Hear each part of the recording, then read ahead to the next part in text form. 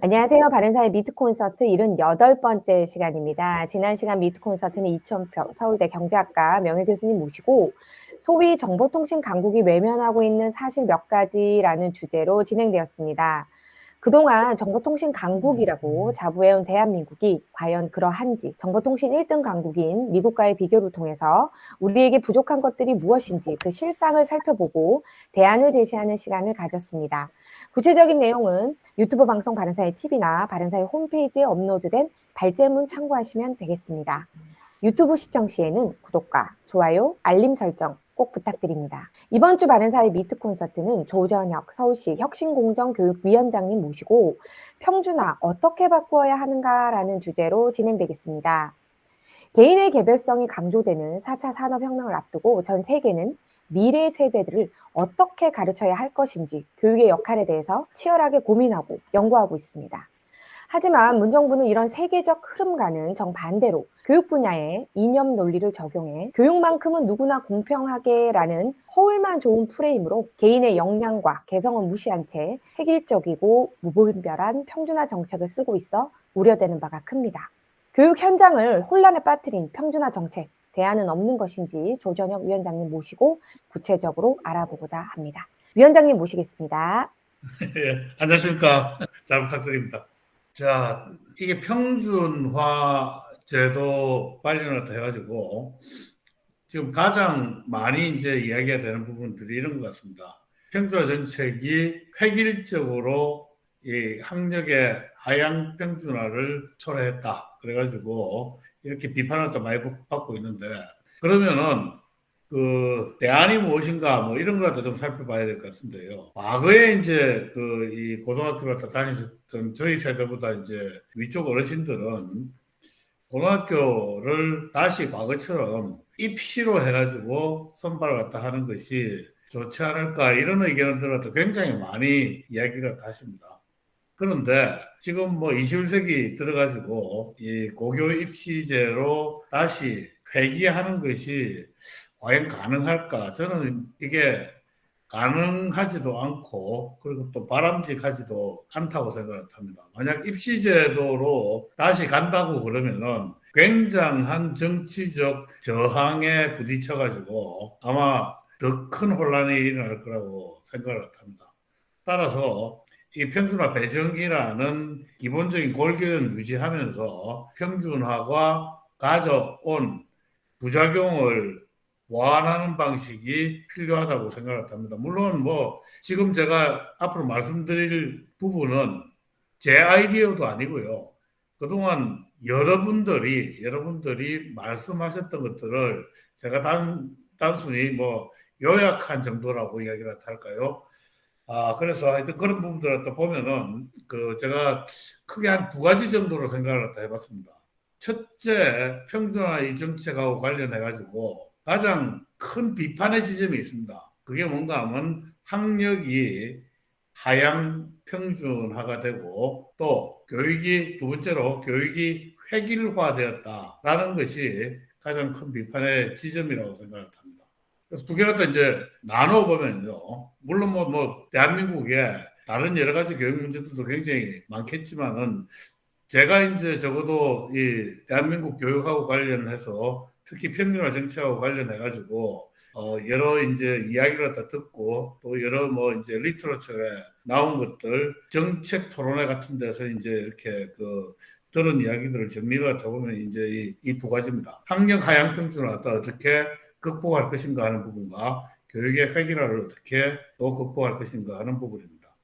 이 학력 하향 평준화 문제의 해결 방법은 결국은 학교 간 경쟁밖에 없다고 생각을 합니다. 물론 학교 간 경쟁 그리고 선생님들도 경쟁을 해야 되겠죠. 지금 보면은 학생들만 애꿎은 학생들만 경쟁을 갖다 시키게 되고 이 학생 경쟁의 뒤에는 바로 또 소위 사교육 경쟁이 있습니다. 이런 나쁜 경쟁을 갖다 지양을 갖다 해야 된다라고 생각을 합니다. 결국 우리가 사교육을 갖다 보면 이런 거지 않습니까? 뭐 학원들이 그리고 학원 선생님들이 무지하게 경쟁을 갖다 합니다. 무지하게 경쟁을 갖다 하는데 왜 경쟁을 갖다 하느냐? 우리가 뭐 경쟁을 갖다 하는 사람들은 다 알죠. 경쟁을 갖다 하는 것은 경쟁 구조가 그렇게 돼 있기 때문에 그렇습니다. 그렇기 때문에 이 학교 간의 이런 경쟁 구조를 만들어주면은 학교의 경쟁력이 생긴다. 이렇게 생각을 합니다. 결국 학교의 경쟁력이라는 것은 아이들에 대한 서비스 경쟁이고 그 서비스가 학력이 되었던 아니면 다른 소중한 교육적 가치가 되었던 그런 그 가치 경쟁에 있어서 경쟁력을 가져올 것이라고 확신을 하고요. 이게 사실 뭐 역사적으로 증명된 사실 아니겠습니까?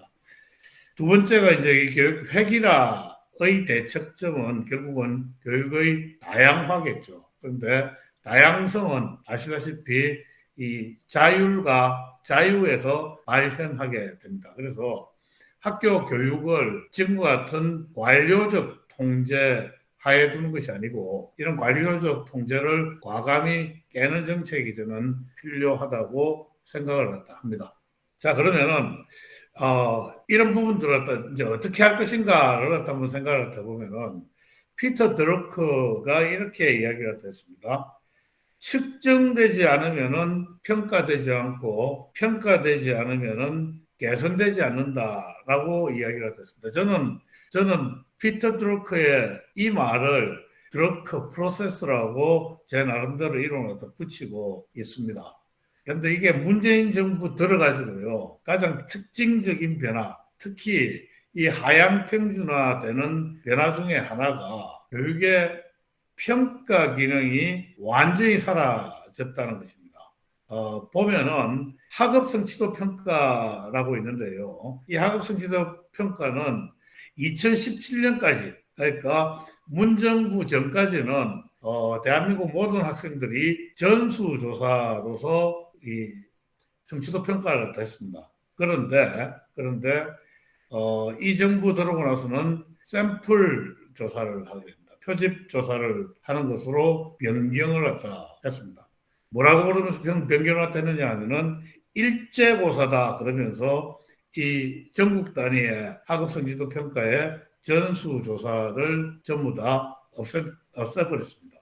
그리고 여러분들 잘 아시다시피 지금 각 지역의 교육청들이 소위 말하는 좌파 교육감들이 차지하고 있습니다. 전국의 17개 시도 중에 14개 시도의 교육감들이 좌파 교육감들로 분류가 되는데 이 지역에서 보면은 지역별 모의고사나 아니면 평가고사를 거의 대폭 축소하거나 아니면 폐지를 하고 있습니다.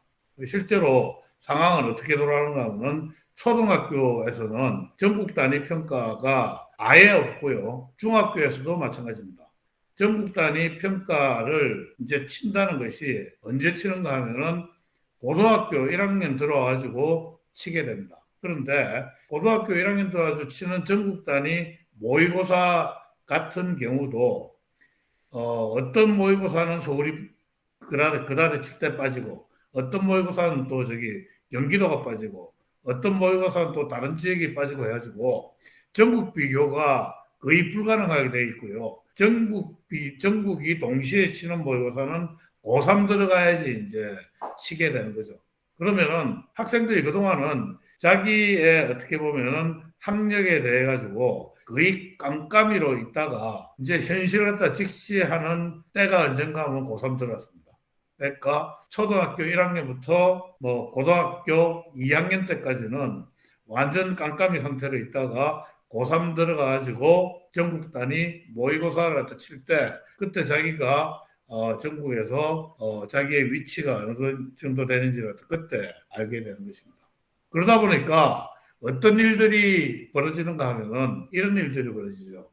요즘 여러분들 그 언론에서 보도된 걸 갖다 보셨는지 모르겠지만요. 학부모하고 학생들이 자기의 이 실력, 뭐 영어 실력이라든지 뭐 아니면 무슨 국어 실력이 됐든지 뭐가 됐든지 간에 어느 정도인지 궁금하잖아요. 학교에서는 근데 시험을 갖다 안 치니까 모르고. 그러니까 학원 가가지고 돈 내고 소위 말하는 레벨 테스트를 갖다 칩니다. 참 정말 엉망이죠. 어떻게 보면은 이 학교 교육 시스템, 공교육 교육 시스템이라는 것은 우리 자녀들의 교육을 갖다 위탁받은 학교가 그 품질을 어떻게 보면은 보장을 하든지 아니면 보증을 해야 되는데 그 의무를 갖다 지금 방기하고 있고 그러다 보니까 답답한 게 이제 학부모 학생들이 사립 기관들 뭐 이런 데 가가지고 어떻게 보면은 돈 내고 야매 시험들을 갖다 봐가지고 답답함을 갖다 풀고 이런 어떻게 보면은 이상한 일이 대한민국에서 벌어지고 있습니다. 두 번째 이제 보완책 부분이 바로 학교 자율과 자유 그리고 다양화를 어떻게 만들어낼 것인가 하는 부분입니다. 저는 이제 서울의 예를 갖다 들겠습니다. 서울이 사실 어떻게 보면 대한민국 전체도 마찬가지지만은 대한민국의 사립 비율이 굉장히 높습니다. 중학교보다는 또 고등학교가 더 높고요. 이 서울의 경우에 고등학교 약 320개가 있습니다. 여기에는 특성화고하고 그리고 특목고 뭐 이런 것들을 다 포함한 학교의 숫자입니다. 이 중에서 200개 교가 사립학교입니다. 그래서 이 사립학교들이 어떻게 보면은 평준화, 고등학교 평준화 정책에 의해 가지고 거의 뭐 공립화되어 있습니다. 그래서 지금 거의 뭐 공립화된 또는 관립화된 이 사립학교들을 정말 사립 본연의 자세로 다시 돌아가는 그런 정책이 저는 반드시 필요하다고 생각을 합니다. 여러분들 이 사립은 저는 세 개의 자유가 있다고 생각을 합니다. 첫째가 뭔가 하면 그 사립학교가 각각 독특한 커리큘럼을 편성한 그러니까 교육 과정을 편성할 자유가 있어야지 사립입니다. 두 번째가 학생 선발권을 가져야 합니다. 세 번째가 등록금을 책정할 자유. 그러니까 이 세 가지 자유를 가지는 것이 저는 사립학교라고 생각을 해요. 그런데 지금 보면은 이 사립학교에 대해 가지고 정부가 개입하는 명분을 뭐라고 이야기를 하는가 하면은 야 사립 니네들이 정부로부터 지원을 받지 않느냐라고 이야기를 합니다. 교육비 지원을 받는다고 이야기를 합니다. 그런데 이거는 지원이 아니죠. 어떻게 보면은 우리가 코로나 사태에 의해 가지고 영세 자영업자들이 정부가 강제로 셧다운 시킨 거에 대해 가지고 왜 보상을 또 해주지 않습니까? 그건 보상금이죠. 그걸 지원금이라고 이야기하면 안 되는 것과 마찬가지로 소위 정부의 평준화 정책 때문에 사립이 이 세 가지 앞서 말했던 세 가지 자유를 빼앗긴 것에 대한 이거는 보상금이라고 저는 생각을 하고 있습니다. 그런데 이 정책이 하도 오래되다 보니까 심지어 사립학교조차도 자신들이 지원을 받고 있다고 착각을 하고 있어요. 어떻게 보면은 대한민국의 교육에 어떻게 보면 이거는 슬픔이라고 저는 생각을 합니다. 모든 사립학교들이 거의 노예 근성이 몸에 배버렸다. 정말 개탄할 일이라고 저는 생각을 하고 있습니다. 자, 최근에 또 대안학교나 홈스쿨링 같은 대한교육기관이 굉장히 많이 번성하고 있습니다. 전국적으로 약 한 700개 정도의 대안학교가 설립돼서 운영되고 있습니다. 근데 대안학교하고 홈스쿨링에 대해서 제대로 된 체계적인 지원이 지금 되지 않고 있는데 이거 굉장히 저는 시급하다고 생각을 합니다. 저는 대한교육이 굉장히 다양한 어떤 교육 활동을 하고 있고 다양한 교육 목적과 다양한 커리큘럼을 갖고 있기 때문에 대한민국 교육의 꽃이 될 수 있다라고 저는 생각을 하고 있습니다. 근데 문제는 뭔가 하면은 대안학교로 빠지는 순간 대한민국 국민으로서 반드시 누려야 할 예산으로 지원되는 교육비 혜택을 전혀 누리지 못하고 있습니다. 그래서 이 부분에 대해서 어떻게 보면은 세금 지원이 반드시 저는 필요하다고 생각을 합니다. 우리나라의 학교라는 게 지금 보면은 정말 티칭 위주죠. 선생님이 칠판 앞에 서 있고 학생들은 이 책상에 앉아가지고 선생님 말씀하는 걸 갖다 듣고, 요새 뭐 토론급 교육이라고 좀 하긴 하지만 그게 활성화되어 있지는 않는 것 같습니다. 그런 식이 어떻게 보면은 아직도 그 20세기 그 산업화 시대에 일반 통행식의 그 교육이 계속되고 있습니다. 이걸 갖다 좀 획기적으로 바꿔야 된다. 그런데 최근 들어가지고는 이런 교육 방식에서 사실은 학생들이 스스로 그 자신의 이 모르는 것을 배워가고, 그리고 최대한 학습 자원을 갖다 많이 이용을 갖다 해가지고 어떻게 보면 굉장히 포괄적인 배움을 갖다 하는 이런 티칭의 교육에서 이 학습, 러닝의 교육으로 좀 바뀌어가고 있는데요. 근데 중요한 것은 뭔가 하면 학교 안보다 러닝에 있어가지고는 학교 밖에 학습 자원들이 많습니다. 그래서 이런 학교 밖에 굉장히 다양하고 굉장히 광범위한 학습 자원들을 학교에서 제대로 잘 이용할 수가 있어야 된다고 생각합니다. 그걸 묶어내는 것이 학교의 다양화를 위해서도 굉장히 필요하다고 생각을 하고요. 그 다음에 최근 들어가지고 영국의 학교들이 포괄예산 제도를 도입을 하고 있습니다. 지금 우리나라의 학교들은 각 교육 활동마다 이게 꼬리표 붙은 예산들로 해가지고 이제 전체 예산을 다 구성을 하고 있는데, 영국의 경우에는 아예 학교당 얼마나 다 전체 럼썸으로 이렇게 그 예산 지원을 갖다 하면은 그 학교 사정에 따라 가지고 또 학생들의 개성이랄까, 그 학교에 어떻게 보면은 그 커리큘럼에 따라서 이 포괄적으로 받은 예산을 자율적으로 운영을 갖다 할 수 있는 그런 권한을 갖다 가지게 됩니다. 이 포괄 예산도 학교의 자율성 그리고 자유를 증진하는데 굉장히 도움이 될 것이라고 생각을 합니다. 그다음에 한국의 차터 스쿨이 필요하다.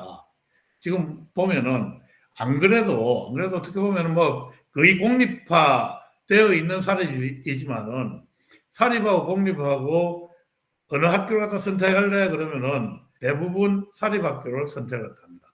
초등학교는 더 말할 필요도 없고요.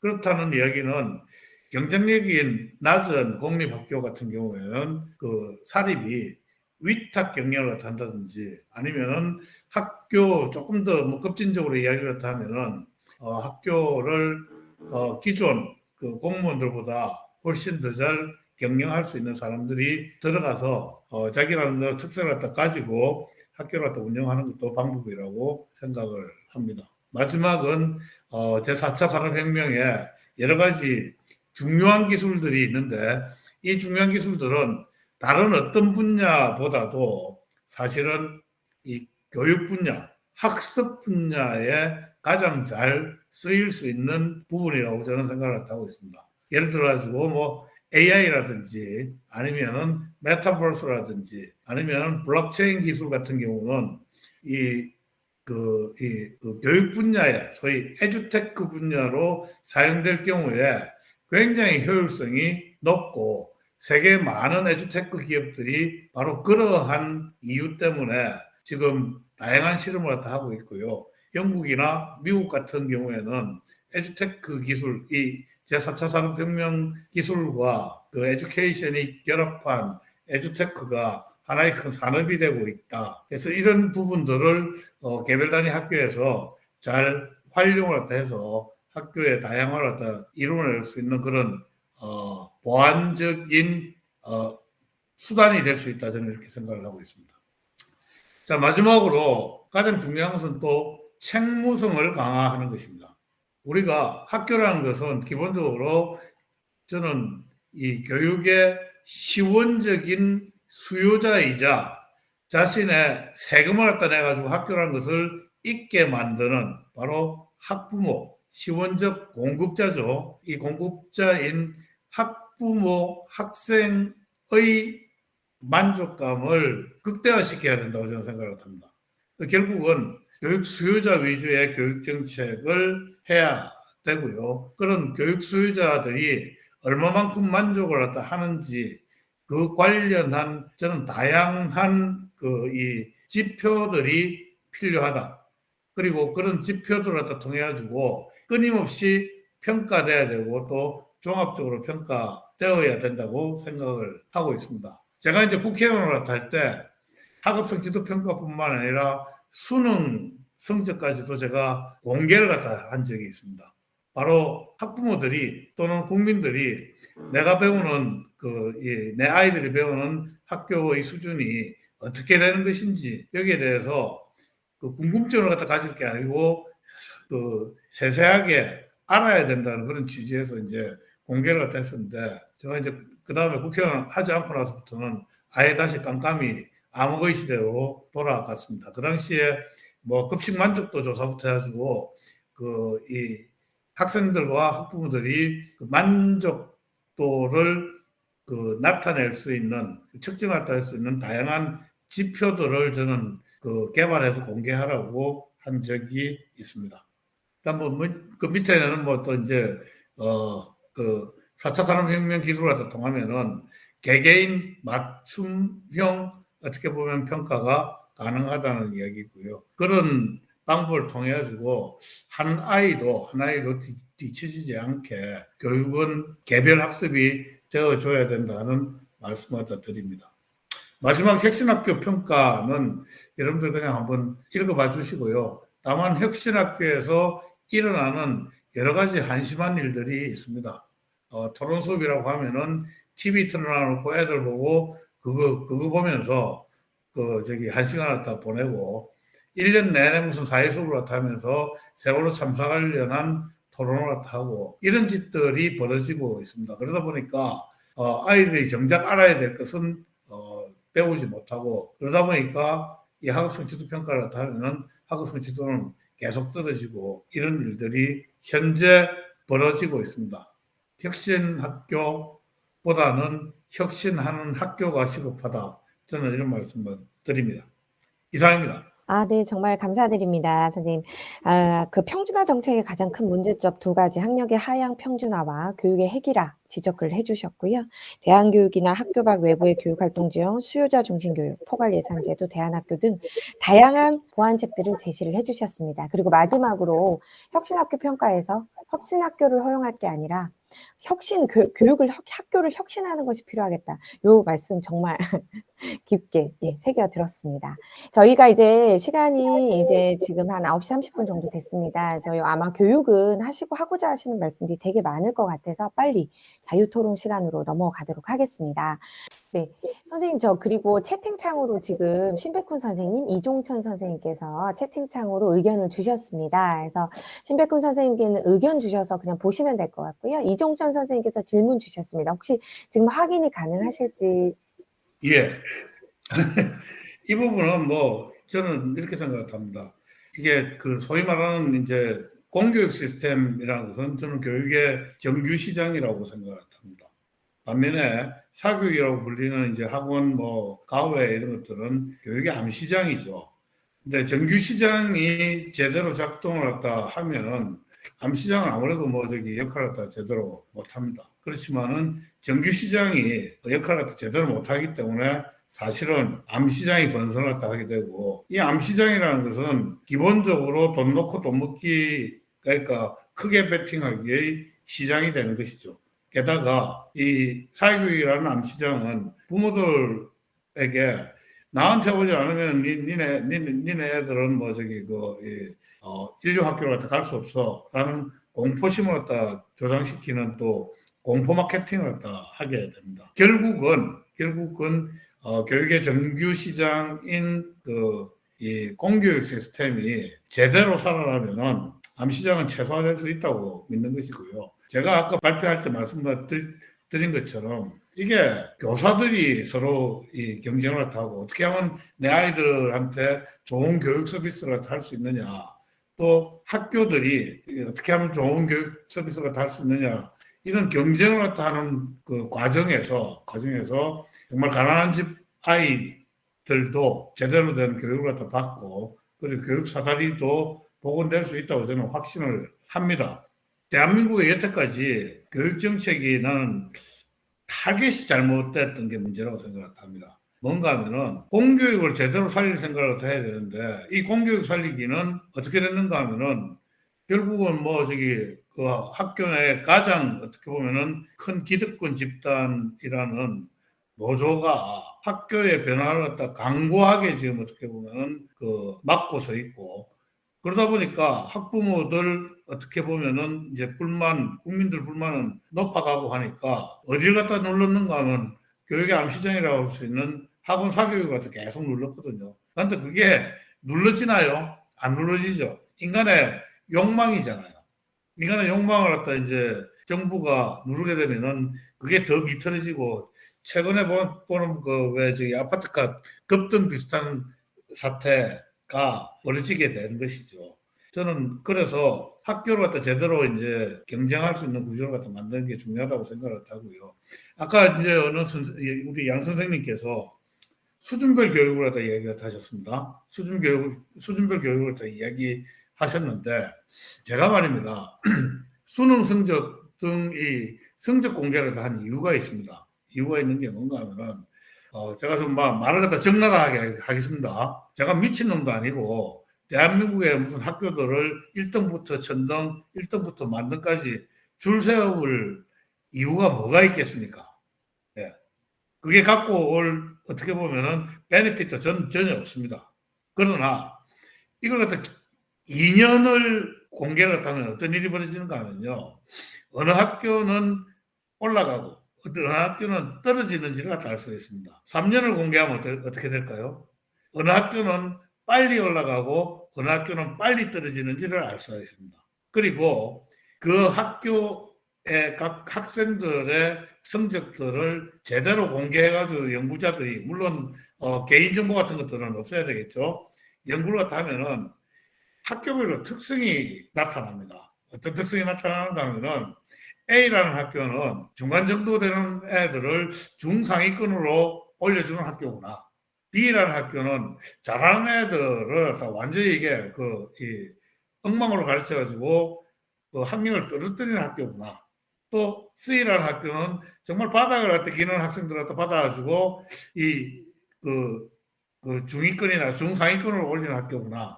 이런 것들이 다 분석이 가능합니다. 그래서 저는 이게 정보 공개가 갖는 장점이 바로 그런 부분이라고 생각을 하고요. 그러면 학부모들은 야, 내는 중학교 에서 이 바닥을 기는 애인데 얘가 갈 만한 학교는 어디일까? 라는 것을 사실 또 알 수도 있는 것이거든요. 그러니까 그 수준에 맞춰가지고 자신이 진학할 수 있는 학교를 갖다 만들어 주는 것이 저는 굉장히 중요하다고 생각합니다. 네, 좋은 의견 감사합니다.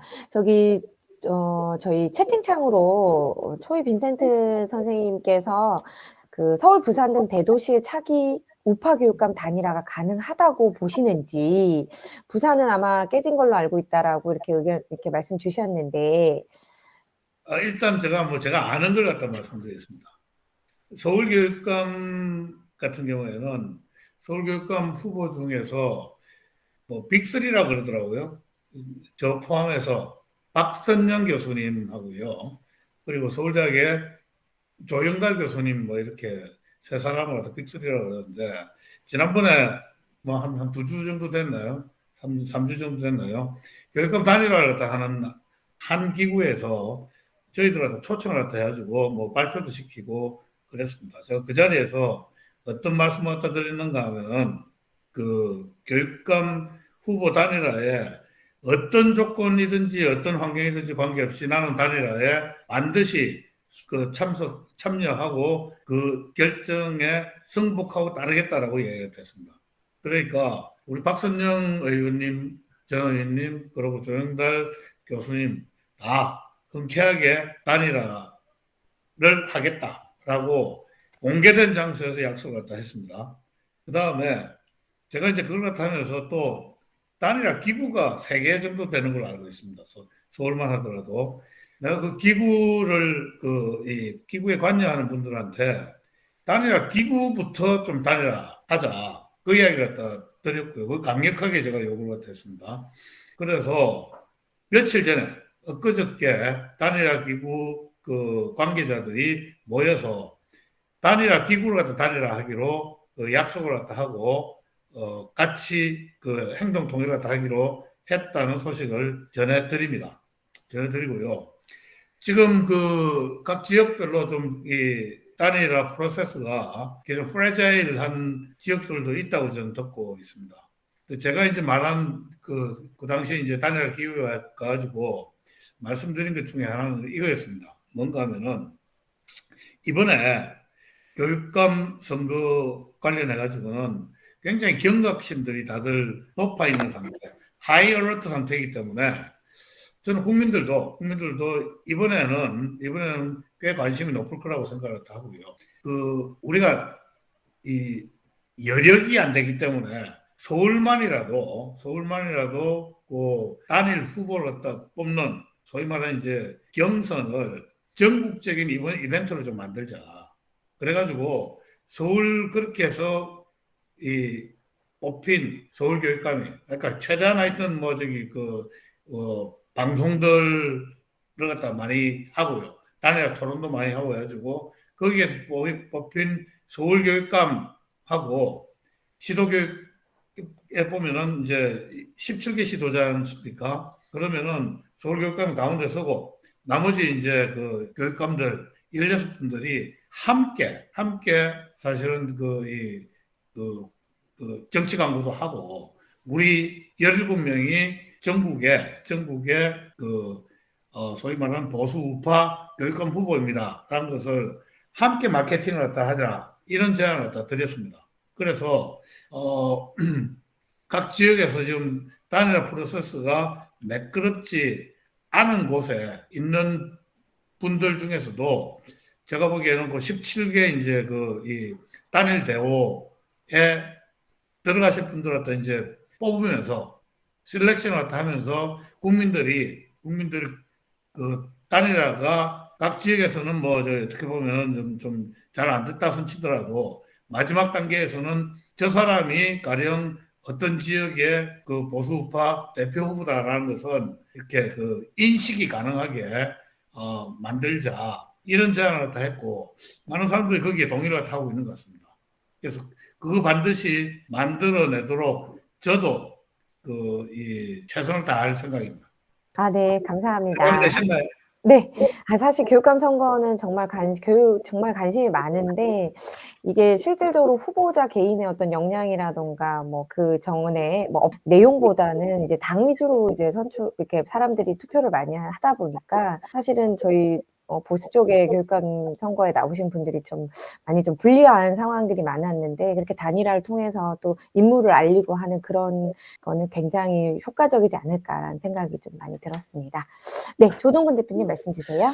네, 뭐 다른 분들이 얘기하셔갖고 이제 우리도 좀 차례가 된 것 같아서 두 가지 질문 드리겠는데 아까 혁신학교를 조금 소개를 하시다가 그만뒀는데 그 혁신학교가 그거 진짜 좀 심각한 지경 아닙니까? 예를 들어서 우리가 불량식품을 갖다가 혁신식품이라고 포장해서 되겠습니까? 예컨대, 그죠? 그러니까 이제 이 교육 프로세스가 있고 뭐를 가르치느냐 이걸 갖다가 공개를 해야 되는데 혁신학교에서 혁신이라는 이름으로 뭐를 가르치죠? 그게 좀 전혀 안 알려져 있거든 보면요. 그러면은 아까 얘기한 대로 뭐 TV 토론 뭐 그 보면서 뭐 다시 토론하라 그렇게 하면서 넘어가는데 그 혁신학교에서 혁신의 그 컨텐츠가 뭔가를 공개를 해야 돼요. 학부모들한테.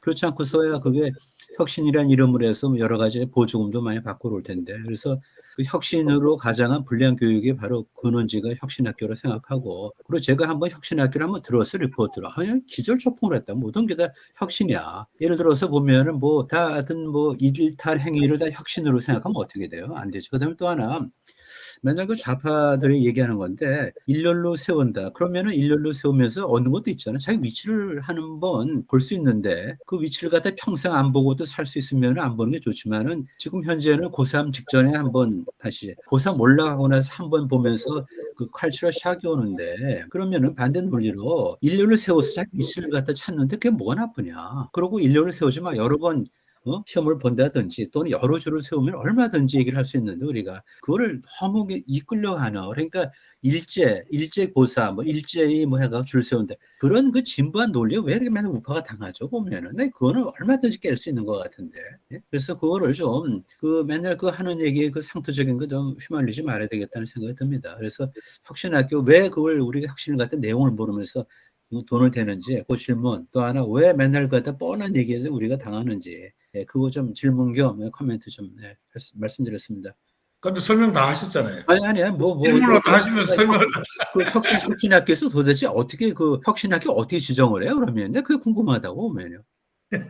뭐 소위 말하는 그 이제 혁신학교 지정을 할 때 형식적으로는 그 학생, 학부모, 교사들이 뭐 뭐랄까요 총의를 갖다 모은다고 이야기를 합니다. 근데 학부모들이 아무것도 몰라요. 아무것도 모르고 그 혁신학교다 그러니까 뭐 용어가 좋아 보이잖아요. 좌파 특유의 용어 혼란 전술 같은 이제 쓰는 건데 게다가 이게 제가 그 발표 자료도 써놨지만은 돈으로 혁신이라는 걸 갖다 사는 굉장히 천박한 모델이라고 그랬지 않습니까?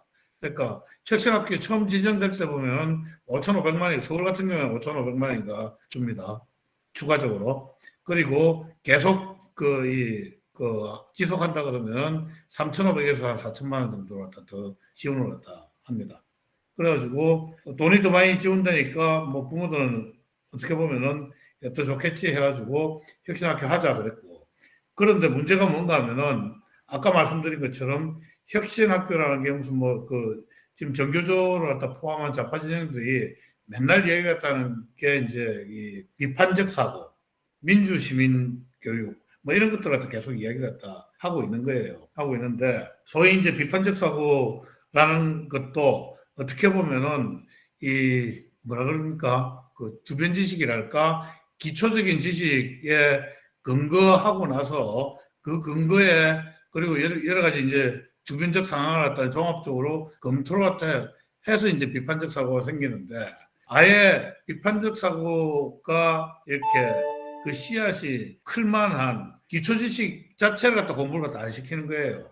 그러니까 어떤 일이 생기는가 하면 이제 학부모들한테 다 뽀롱이 나버렸어요. 뽀롱이 나가지고 혁신학교 새로 지정한다 그러면은 이제 막 저기 어떤 그 학부모 엄마는 삭발까지 하고요.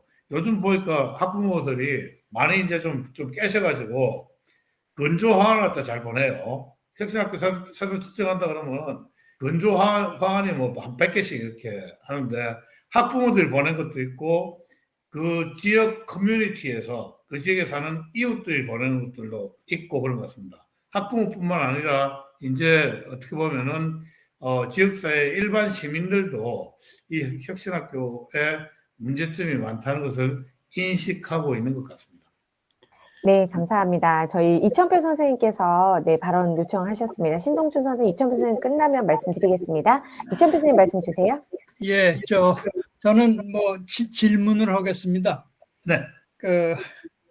이제 수요자 중심 교육이다, 뭐 맞춤형 교육이다 이런 것들을 많이 하는데 이런 거를 진정으로 할 수가 있다고 할 것 같으면 학교가 그리고 그런 그 수요가 있는 것을 공급을 할 수가 있다고 할 것 같으면 그런 교육 내용을 그러면 사정이 전혀 달라질 거다 이렇게 생각하는데 그래가지고 선생님이 이제 마지막 부분에서는 이제 맞춤형 교육 그런 것도 말씀을 하셨어요. 근데 오늘 얘기에 주된 거는 뭐 학교 중심으로 이렇게 말씀하신 거 아닌가 그런 생각이 듭니다. 아무튼 간에 제가 하고 싶은 질문은 뭐냐면은 교육 수요 그거를 파악한 적이 있느냐 우리나라에서. 네. 교육 수요를 선생님은 이제 뭐 무슨 학교가 평가 시험 이런 거를 서너 번 하면은 이제 학교의 이제 순위 이런 거를 파악해 가지고선 학부모들이 어느 학교를 갈지 학교 선택에 대해서 이제 자료를 줄 수 있다 이런 말씀을 하셨는데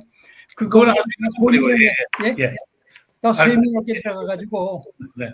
이 과목 학생별로 어떤 식으로 이제 어떤 과목에 어떤 수준을 원하느냐 뭐 이런 거에 대한 수요 네. 이런 수요 조사가 있었느냐, 그리고 그런 수요 조사가 뭐 제가 짐작하건대는 잘 모릅니다만은 없었다고 생각이 되는데, 그렇다면 그런 수요 조사를 위한 어떤 그 노력, 뭐 그거에 대한 그 요구 이런 것들이 있었느냐 하는 것이 질문입니다. 네. 뭐 이 정부 들어가지고선 뭐 데이터 댐 뭐 이래가지고 수없이 많은 데이터를 뭐 수집한다고 그랬는데 그 무슨 데이터를 수집했는지 그리고 어떻게 썼는지는 잘 알 수 없습니다만은 아무튼지간에 그 교육 수요 이것도 과목에 따라서 학생에 따라서 차등이 있는 그런 수요 이런 거를 조사할 필요가 있는데 그런 것이 수요 조사를 한 적이 있는지 그리고 그다음에 선생님이 생각하시기에는 그런 수요 조사를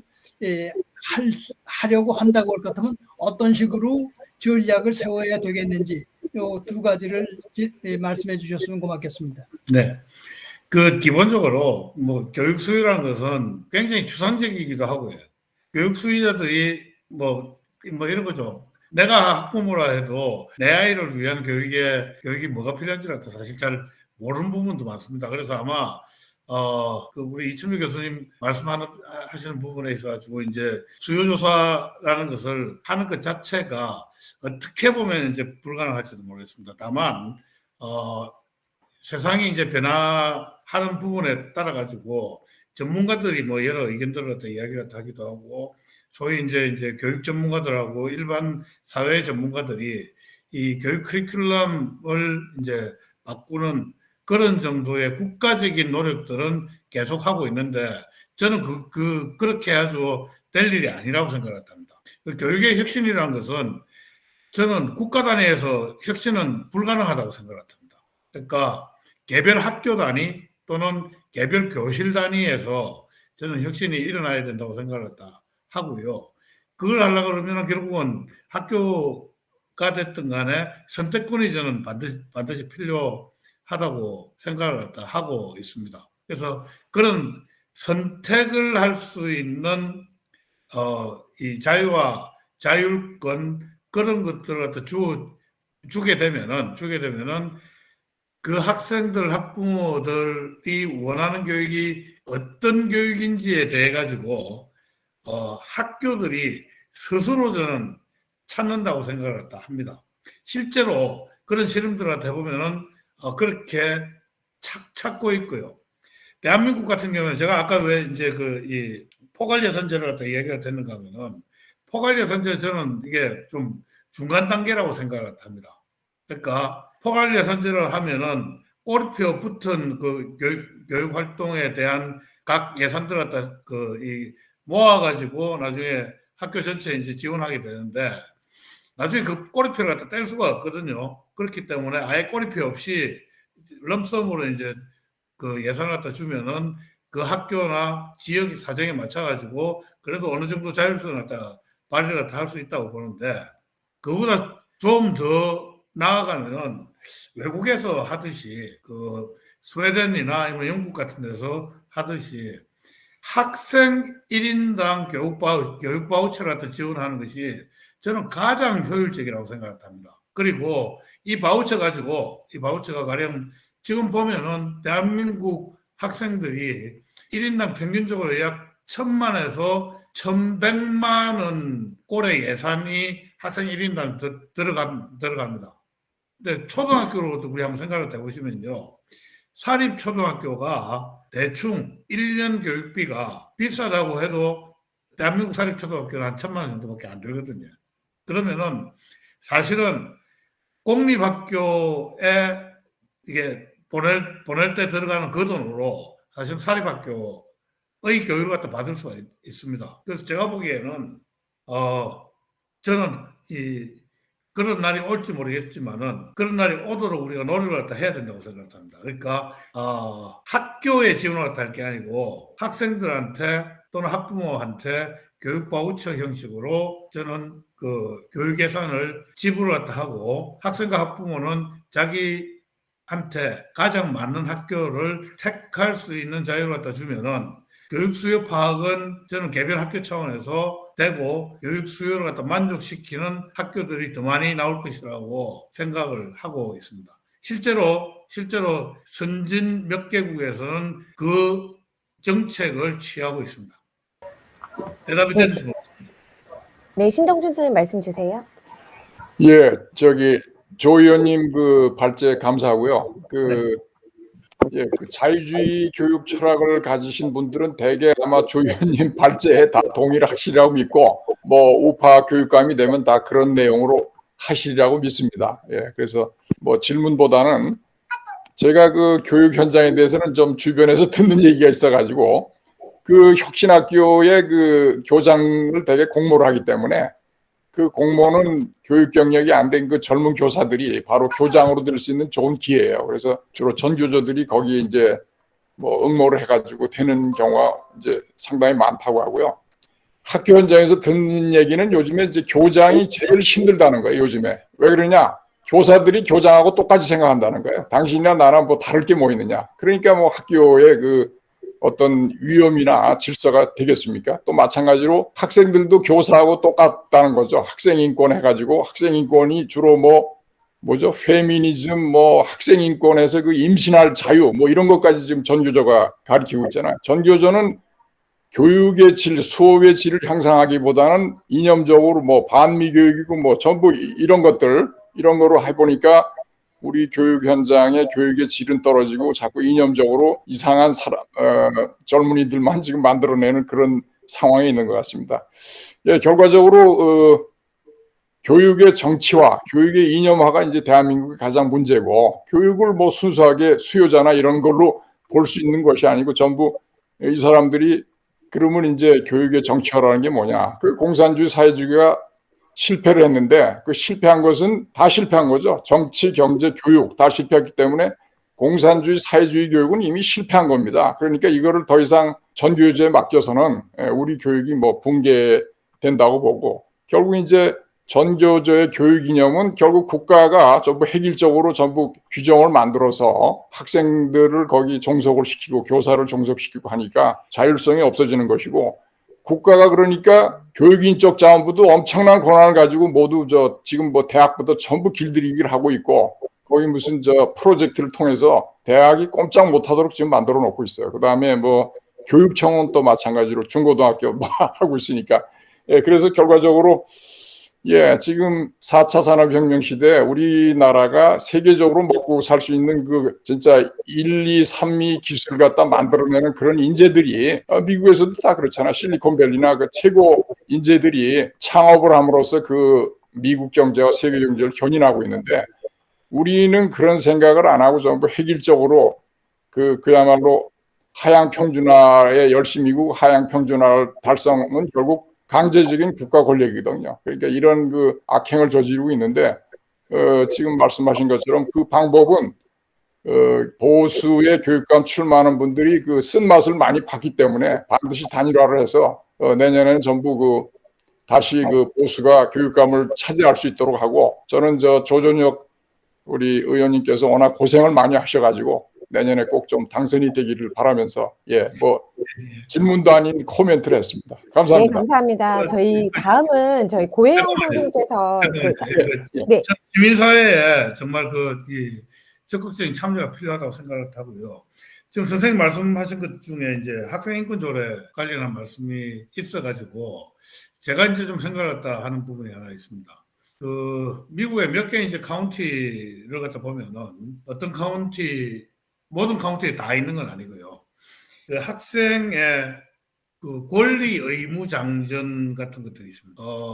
워싱턴 DC 근처에 페어팩스 카운티라는 카운티가 아마 이 교육의 질이 높은 카운티로 제가 알고 있는데요. 페어팩스 카운티에 들어가면은 페어팩스 카운티에 SRR이라는 그 조항이 있습니다. SRR이 뭔가 하면 Student Rights and Responsibilities라는 인데요. 뭐 굳이 번역해서 이야기를 하면 학생 권리 의무 장전 그 정도 될까요? 그래서 지금 보면은 학생 인권 조례 보면은 전부 학생들의 권리만 갖다 계속 하여튼 이야기를 하고 있는데, 저는 권리와 밸런스를 갖다 맞추는 의무도 반드시 있다는 것을 저는 이 이야기를 다 해줘야 되고 그게 교육의 문화로서 정착돼야 된다고 믿는 바고요. 바른사회를 갖다 포함한 우리 건전한 시민사회에서 이런 부분에 대해 가지고 좀 캠페인을 갖다 같이 해주셨으면 좋겠다라는 말씀도 드립니다. 네, 감사합니다. 학생 인권 조례 얘기하면 사실 1시간을 말씀하셔도 아마 부족할 것 같습니다. 근데 잠깐 이렇게 언급하시는 걸로 지나갔는데요. 저희 다음은 고혜영 선생님께서 그 혁신학교에 대해서 학부모 의견을 직접 이렇게 좀 말씀을 해주시려고 기다리고 있습니다. 그래서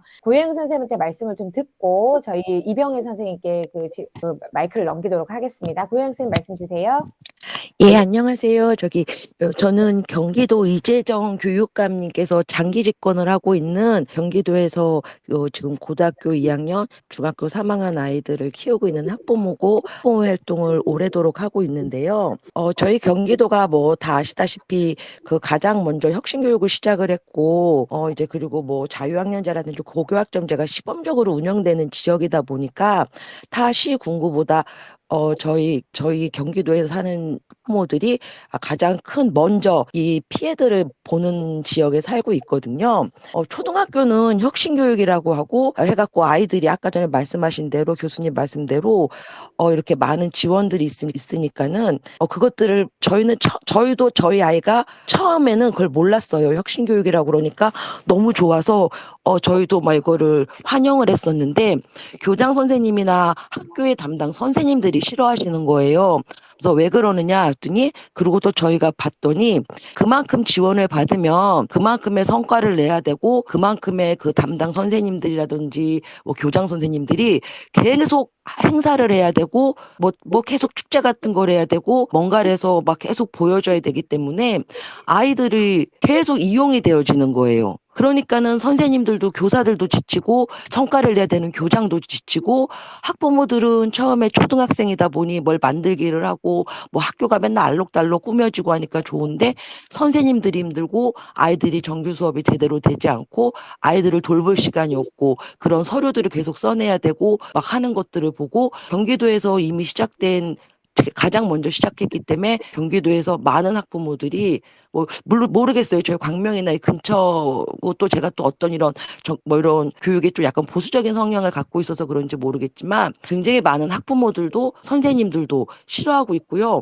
이 지금 혁신교육이라는 명분 하에 대한민국 학부모 입장에서 초, 중, 고를 다 키우고 있는 거친 학부모 입장에선 초등은 혁신교육이라고 해서 아이들을 계속 무슨 북한의 아이들 뭐 꼽아 놓고서 막 계속 재롱잔치 시키고 계속 발표시키듯이 그런 짓이 되고 있고 중학교는 자유학년제라고 해서 아주 말은 좋습니다.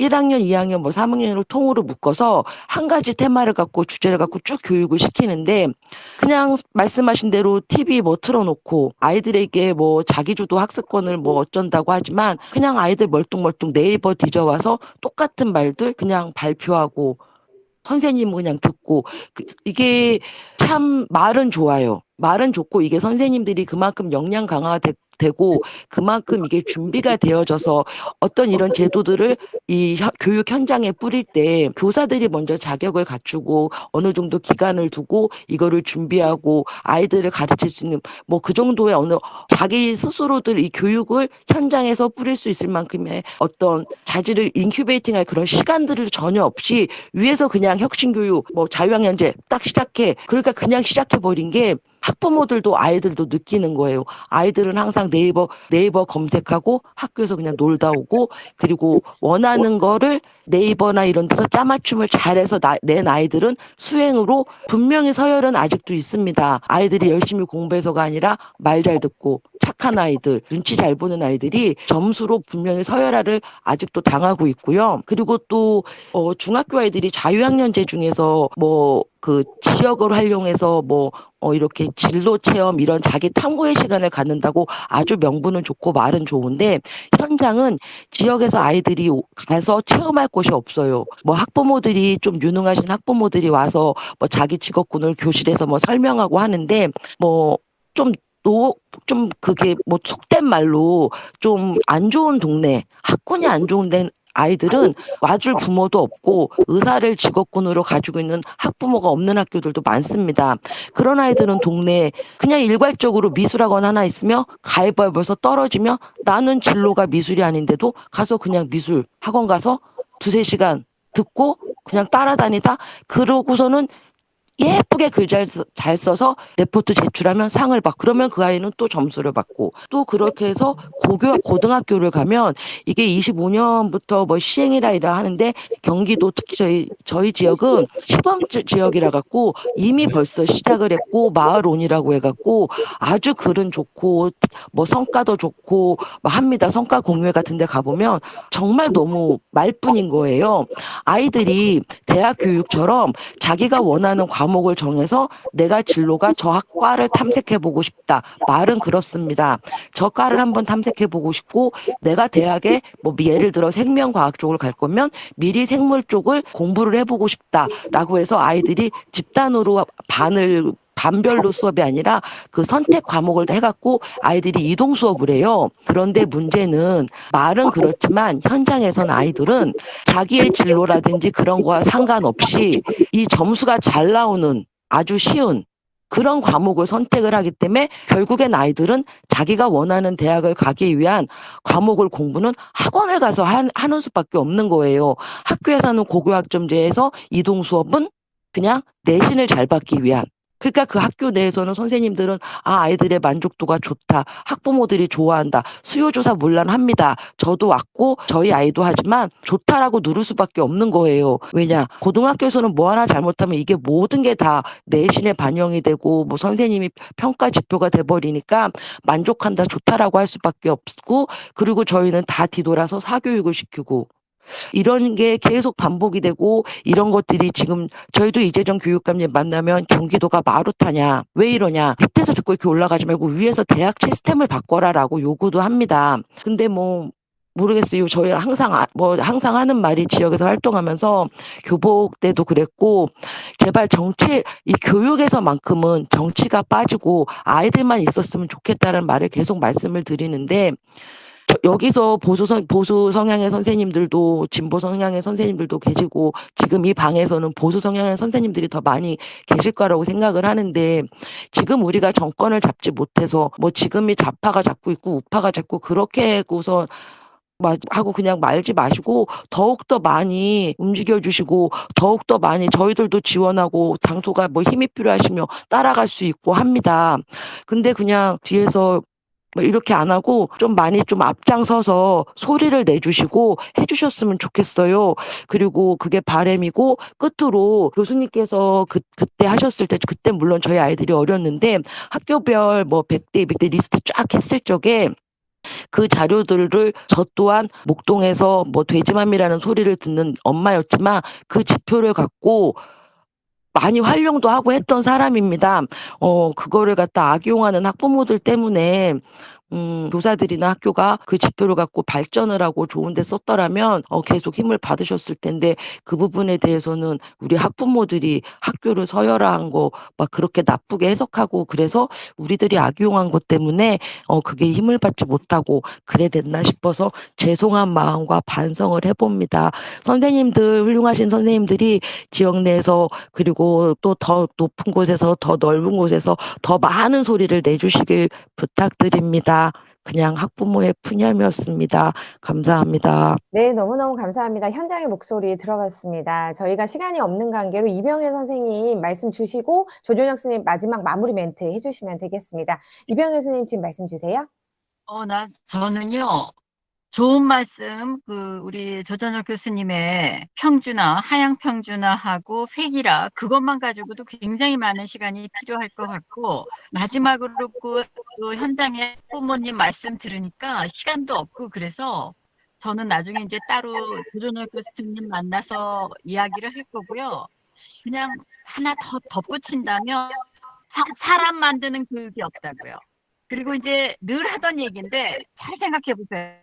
수세기 시설에서 20세기 선생님들이 21세기의 아이들을 가르치고 있다는 것은 지금 수십 년 동안 변함이 없어서요. 우리 나중에 만날 때 이제 이 아이들 수도 적어지고 굉장한 발전이 있는데 가고 싶은 학교가 아닙니다. 이제 보니까. 그래서 시설 면에서도 좀 새롭게 어떤 학교를 만들어낸다 그럴까요? 그런 면들도 한번 지금 말씀 안 하신 부분이라서 조금 덧붙여서 제안했습니다. 이상입니다. 잘 들었습니다. 네, 감사합니다. 뭐 하여튼 교육 문제로 이야기를 하면 밤새도 아마 끝이 없을 겁니다. 그리고 이게 교육 문제 해법이 힘든 게 제가 보기에는 모든 사람들이 각각 자기의 교육 철학이 다 다른데 문제가 있고 또 다 다르기 때문에 또 묘미도 있다고 생각을 합니다. 근데 그렇게 다 다르기 때문에 학생들도 다 다르고 학부모들도 내 아이를 위한 가장 좋은 교육이 무엇인지에 대한 생각이 다 다르기 때문에 정말 자율성과 다양성 정말 필요하고요. 다양함에도 불구하고 최소한의 책무성을 측정을 하고 거기에 대해 가지고 책임을 갖다 묻고 하는 교육행정 시스템 이런 게 반드시 저는 필요하다고 생각을 합니다. 네, 오늘 정말 많은 말씀 정말 감사드립니다. 오늘 조전영 위원장님 좋은 발제 정말 감사드리고요. 오늘 토론 함께 해주신 선생님들께도 정말 감사의 말씀을 드립니다. 교육 현장을 제발 왜곡하지 않고 정책 결정자들이 교육의 현장의 목소리를 제대로 알아듣고 정책을 좀 펼쳐줬으면 좋겠다라는 희망을 좀 가져봅니다.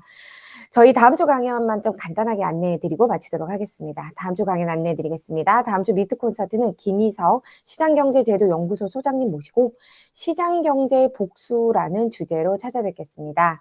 오늘도 이렇게 함께해 주셔서 너무너무 감사드리고요. 저희는 다음 주에 또 좋은 주제로 찾아뵙도록 하겠습니다. 감사드립니다. 감사합니다.